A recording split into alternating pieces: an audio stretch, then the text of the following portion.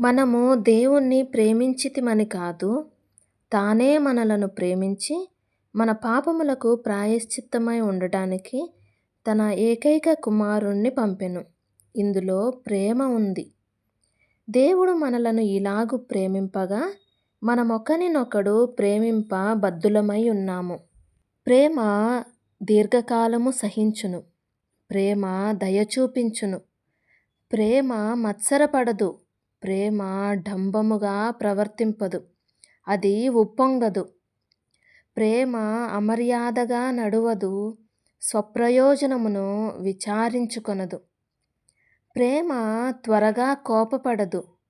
అపకారాన్ని మనసులో ఉంచుకొనదు. ప్రేమ దుర్నీతి విషయమై సంతోషించక సత్యమునందు సంతోషించును. ప్రేమ అన్నిటికీ తాలుకొనును. ప్రేమ అన్నిటినీ నమ్మును. ప్రేమ అన్నిటినీ నిరీక్షించును, అన్నిటినీ ఓర్చును.